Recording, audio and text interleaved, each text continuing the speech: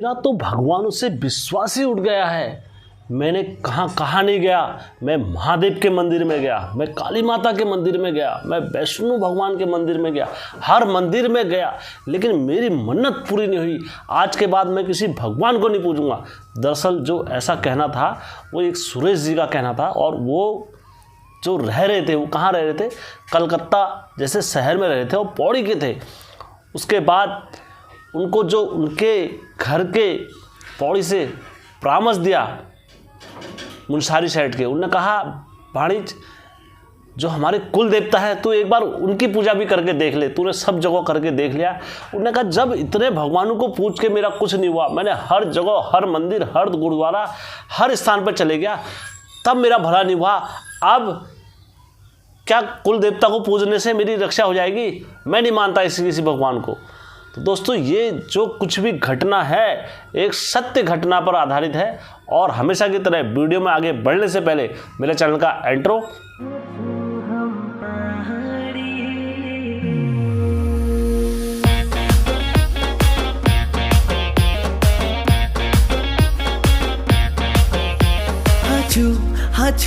हाचू हम पहाड़ी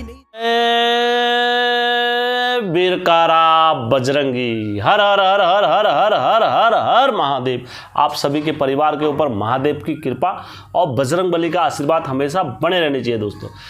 दोस्तों ये जो कुछ भी है सत्य घटना है, और सत्य घटना जो मुझे आई है ये मुंसारी साइड से हमारे मित्र जी ने दी है। जो भी नाम है वो काल्पनिक तौर पर रखे जाएंगे दोस्तों। और दोस्तों मैं आप सभी से एक निवेदन करना चाहूँगा, विनती करना चाहूँगा, अनुरोध करना चाहूँगा, यदि आप लोगों के पास भी कोई ऐसी सत्य घटना है जो लगे कि हाँ हमारी उत्तराखंड की कथाओं में सहयोग कर सकते हैं और हम एक कदम हेमचू पहाड़ी के साथ चल सकते हैं, तो आप अवश्य हमारे चैनल के साथ शेयर करें। मेरा यकीन मानो दोस्तों, मैं जो कुछ भी कहानी आप मुझे देते हो मैं उसे सत्य घटना समझ के अपलोड करता हूँ। और दोस्तों यदि आज आपका पहली बार गलती से मेरा YouTube चैनल खुल गया है, या आज पहली बार आपका मेरा चैनल आपके स्क्रीन पर आ गया हो, तो दोस्तों मैं रिक्वेस्ट करता हूं आप एक बार पूरी वीडियो देखो, स्किप मत करना। यदि आप स्किप करोगे तो आपको लगेगा कि यार हाँ ये ऐसी है, तो इसलिए आपसे रिक्वेस्ट करूंगा कि आप लोग एक बार इसे गौर से देखें और सुने, और उसके बाद लगे कि आपके मन को कि यार हाँ हेमचू पहाड़ी को हमें सपोर्ट करना चाहिए, तो मेरा सब्सक्राइब बटन और शेयर ज़रूर करें दोस्तों वीडियो। तो दोस्तों कहानी में आगे बढ़ते हैं आज की। दोस्तों एक मुंसारी साइड में, पौड़ी से मुंसारी साइड में एक परिवार रहता था, और मैं उस परिवार के नाम रख देता हूँ। उनका नाम विनोद और उनकी धर्मपत्नी का नाम माया देवी था। विनोद मुंसारी को छोड़कर जॉब करने कहाँ चले गया? कलकत्ता। अब कलकत्ता जो शहर है वो काफ़ी दूर है हमारे पहाड़ों से, और कलकत्ता शहर में उनकी सैलरी भी काफ़ी ठीक ठाक थी, और उन्होंने अपनी जीवन भर की कमाई से पैसा एकत्रित करा। एकत्रित करने के बाद उन्होंने कलकत्ता शहर में ही अपना क्या कर दिया, एक मचान और अपना घर, वहाँ पर ज़मीन जोड़ दी। ज़मीन जब जोड़ी, और दोस्तों जब कभी भी हम कहते हैं ना, हमारे बुजुर्ग लोग जो कुछ भी कहते हैं, अगर तुम कहीं पर जगह ज़मीन अगर कुछ भी अगर लेते हो तो सुजाना और अगल बगल के लोगों को देखना, ये करना, माहौल देखना बहुत ज़रूरी होता है। अब इनने सर्विस वाले थे, इतना नहीं देखने का टाइम था और ना ही इतना सोचने का टाइम था कि हमारे अगल बगल के लोग कैसे हैं। इन्होंने कहा चलो यार सभी ले रहे हैं, और प्लॉटिंग जैसे शहर हुए थे वहाँ पर उनने अपना ले लिया। तो इनके बगल में ही एक फैमिली रहती थी, वो भी कलकत्ता के लोग ही थे और लोकल के लोग थे। विनोद जी ने क्या करा, धीरे धीरे अपना घर बनाया। घर बनाने के बाद अपना मकान बनाया। मकान बनाने के बाद इन्होंने अपना निवास स्थान पर रहने लगे। ये प्रतिदिन आते थे ड्यूटी, और ड्यूटी से घर, ड्यूटी से घर, ड्यूटी से घर।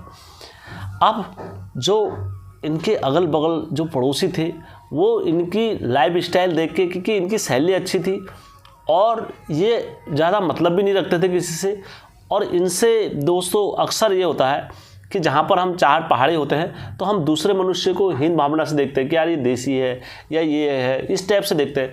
तो वैसी कलकत्ता जैसा शहर हुआ तो वहाँ के जो लोगों के मन में हीन भावना थी कि ये पहाड़ी है, ये पहाड़ का आया हुआ है और ये पहाड़ी यहाँ पर रह रहा हम लोगों के बीच में। इनसे क्या करते थे, द्वेष, जलनशील, इस टाइप से भावना रखते थे इनसे।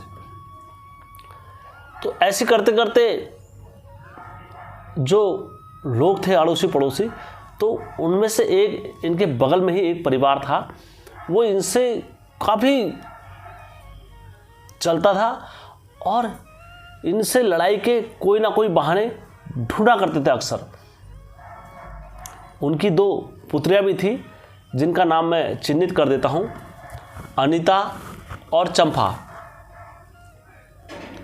दोस्तों, जो उनकी पुत्रियां थी वो भी कभी इधर जाता वक्त कभी उधर जाता वक्त इनसे लड़ाई के बहाने ढूंढा करते थे माया से। और माया, उनके बच्चे भी थे, उनको कभी बच्चों को मारना, कभी ये करना, तो इनका वहाँ पर जीना दुश्वार हो जाता था। हालांकि काला जादू वगैरह कुछ नहीं करते थे, लेकिन इनके बंगालियों की जो एक आदत होती है कलकत्ता जैसे शहर में, ये कभी भी पूजा पाठ वगैरह करते हैं तो अपना इतना धूम धड़ाके से करने वाले हुए कि अगल बगल वाले डर जाते थे। और रोज़ का इनका नियम हुआ पूजा पाठ करना, ये करना, और कभी इनके धेली पर कभी क्या कभी क्या कभी क्या, इस तरीके से वस्तु मिला करती थी। ये काफ़ी दुखी हो गए, विनोद काफ़ी दुखी हो गया। विनोद ने आता था अपने घर से, कभी उनके घर के बाहर से जूते, कभी जैसे कोई खाना पीना खाते थे उनके धेली के बाहर से कूड़ा करकट, इस टाइप से इनकी धेली के बाहर से कुछ ना कुछ मिलता ही रहता था ऐसे। तो ये बहुत परेशान हो गए। तो इनके जो बंगाली लोग थे जो कोलकाता में, तो उन्होंने इनसे कहा कि तुम यहाँ से बेच के दूसरी जगह ले लो और ये जगह जो भी है हम इसे अपने रिश्तेदारों को दिलाएंगे। इस टाइप से उन्होंने प्लान बनाया था कलकत्ता वालों ने।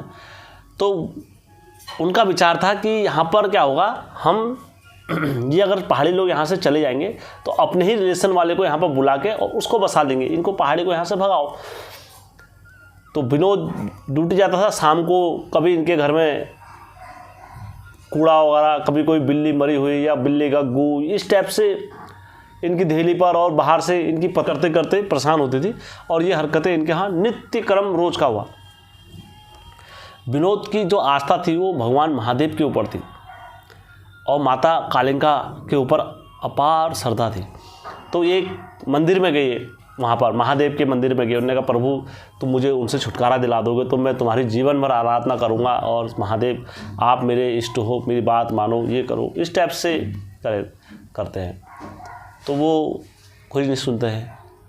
फिर माता कालिका के मंदिर में जाते हैं। माता कालिका से कहते हैं माता तुम देवी हो, तुम्हारी सब सुनते हैं, तुम हर घर की जानने वाली हो। माता मेरे घर में ऐसा दुख आ रहा है, मेरे घर में ये आ गया। माता अगर तुम मेरी माँ होगी तो मेरा कहना मानेगी, और अगर मेरी माता होगी तो माता मैं किसी का बुरा नहीं चाहता हूँ, केवल तुम मेरे घर से ये जो दुश्मनी और ये भावना है उनके मन परिवर्तन कर दे माता, तब मैं तेरे को बोलूँगा तो असली देवी है, मैं अन्यथा तेरे को देवी नहीं मानूंगा। तो ऐसे करते करते सब देवियों के वहाँ गए, करते करते ये हार गए, दुख हार गए। इनको ना कोई कहीं से कोई फर्क मिला, ना कहीं से कोई इनका भगवानों ने सहायता करी, इसी करते बड़े परेशान हो गए। तो मुंशारी से इनके एक रिलेशन वाले थे, एक बुजुर्ग का आदमी। तो बुजुर्ग का आदमी ने इनसे फ़ोन पे बात बताई। इनने कहा दादाजी ऐसा ऐसा हो रहा है और मैं बड़ा परेशान हूँ, मैं सोच रहा हूँ यहाँ से बेच बाच के अपने कहीं और ले लेता हूँ या अपने घर आ जाता हूँ पहाड़। मैं इतना दुखी कर दिया हूँ क्योंकि यहाँ मेरे को जॉब करना बड़ा मुश्किल हो जा रहा है। तो इनके दादाजी ने बोला बेटा तूने सब भगवानों के वहाँ कह दिया है, तो एक बार अपने कुल देवता को भी पूज ले और अपने घर में तू जागर हागर का प्रोग्राम वगैरह कर ले। तेरे घर में तू यहाँ पर लगाएगा तो 100% तेरी जो सहायता करेंगे गोलू देवता और जो तुम्हारे घर के इष्ट हैं वो हमेशा तेरी रक्षा करेंगे। फिर उन्होंने कहा अब मैंने बड़े से बड़ा देवता पूछ दिया, बड़े से बड़े भगवान के वहाँ चले गया, देवों के देव महादेव के वहाँ चले गया, माता कालिका के मंदिर में चले गया, देवी माता के वहाँ चले गया, हर देवी हर भगवान के वहाँ चले गया, विष्णु देव के वहाँ चले गया मैं।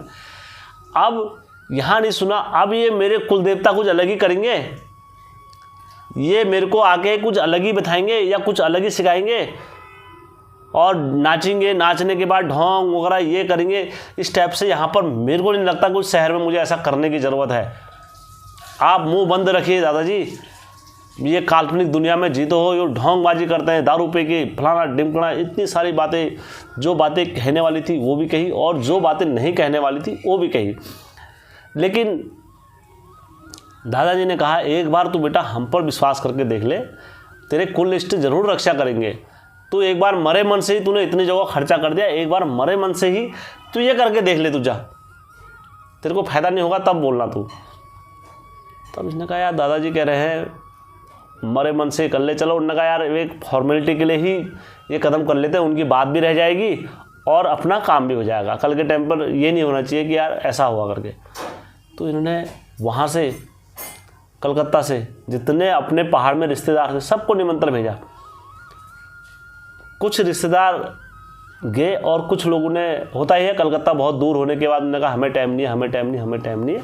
लेकिन जो भी गए श्रद्धा भाव से वहाँ पहुँचे कलकत्ता में पहुँचे जगरिया, और जो गुरु थे दास जी पहुँचे, उनने वहाँ पर देखा, जगह घूमी और शाम को बैठने के बाद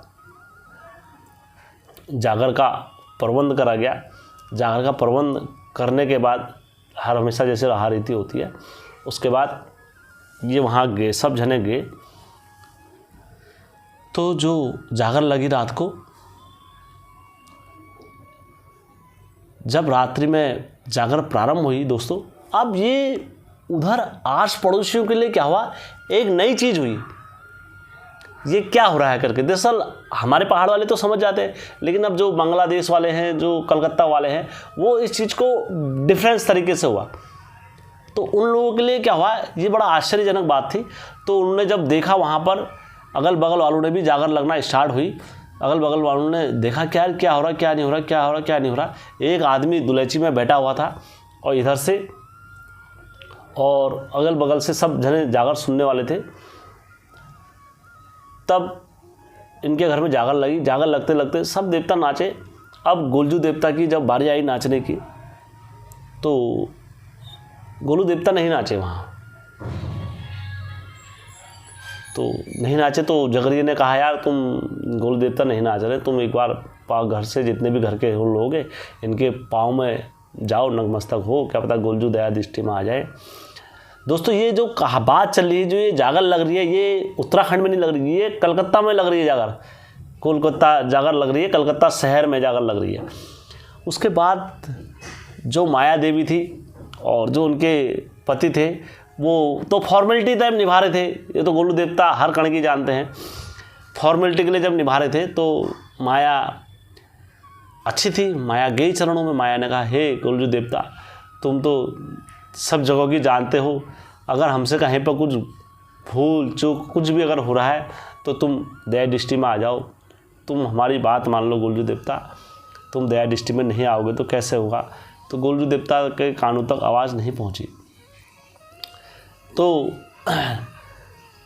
विनोद के और जब मन में हल्का सा ठेस लगा, उन्होंने कहा यार आज मैं कह रहा था ये ढोंग करते हैं, अगर ढोंग करते तो अभी तक नाच जाते। ये क्या हो रहा है, ये मेरे घर में नाच क्यों नहीं रहे हैं। कुछ ना कुछ बात ज़रूर बिगड़ गई होगी, कुछ ना कुछ गलती मेरे मन से हो गई, क्योंकि आत्मा पक्का जानती है इस चीज़ को। इन्होंने मन ही मन में स्मरण करा। इन्होंने कहा हे गोलू देवता, तुम तो कुम्हाओं के राजा हो। हे गोलू देवता, तुम्हारे कानों तक मेरी आवाज़ क्यों नहीं पहुँच रही है। मैं तुम्हारे चरणों पर नतमस्तक हूँ गोलू देवता, मेरी पुकार सुन लो गोयल देवता, और मेरा दुख ये हर लो गोयल देवता। अगर आज तुम नहीं नाचोगे गोयल देवता तो ये घर छोड़कर मैं चले जाऊंगा, मेरा फिर कोई नहीं रहेगा गोयल देवता। मैं तुम्हारे चरणों पर नतमस्तक हूँ हे गोयल देवता, मेरी पुकार सुन लो।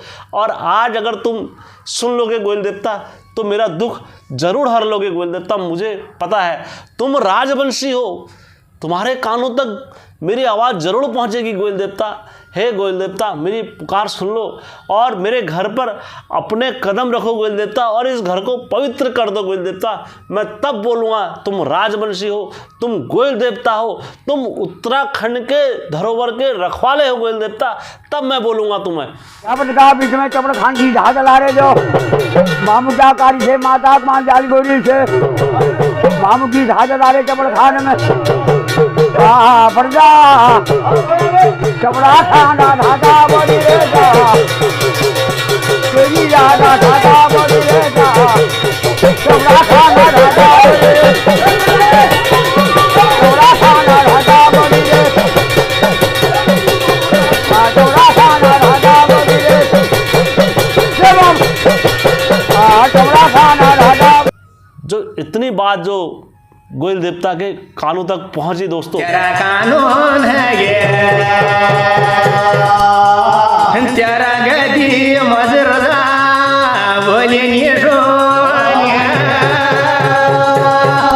जब गोयल देवता के कानों में ये पुकार पहुंची तो तुरंत दोस्तों गोयल देवता की गद्दी में क्या होता है दोस्तों, कभी भी बोली नहीं सुनाई देती है। तेरा मामू की गद्दी हिलन जो लागे तेरी लुए जैसी छाती मारदा तीरा जो गोदा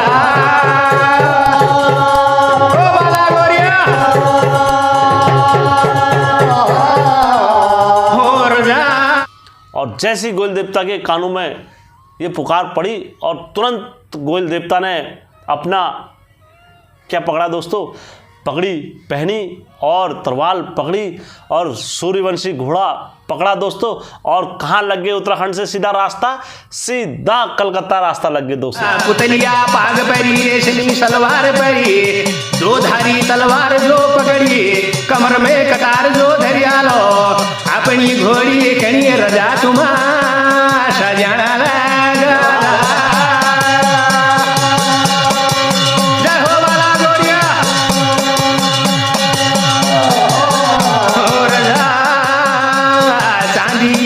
जो धरी सुंदरी दीन जो धरी हालिए राता भोजी मधुरदा तुम हो सवारा है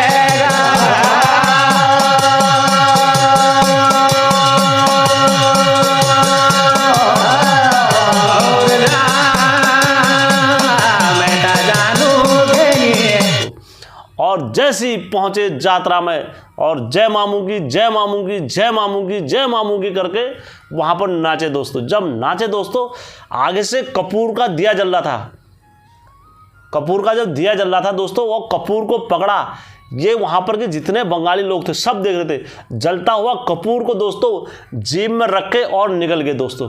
वहां पर ये सबके लिए क्या हो रहा था, दृश्य बड़ा अचंभव था।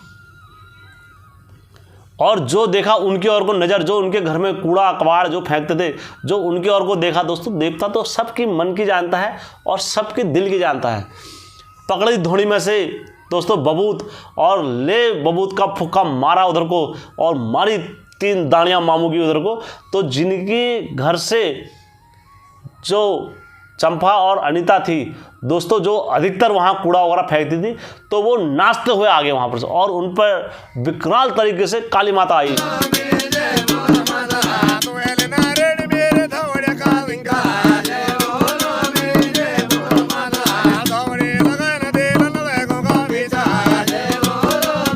बाहर और काली माता आई। काली माता आने के बाद दोस्तों, क्योंकि वो जो पुजारी थे किनके थे, काली माता के थे उनके घर में, और गोयल देवता की गद्दी में आके और उन्होंने दोस्तों, ये तो देवतू की बात है, क्योंकि गलती करने पर दोस्तों गोयल देवता कभी किसी को नहीं बख्शते, चाहे कोई मेरा हो, चाहे कोई अपना हो, चाहे कोई पराया हो, चाहे कोई भी हो XYZ।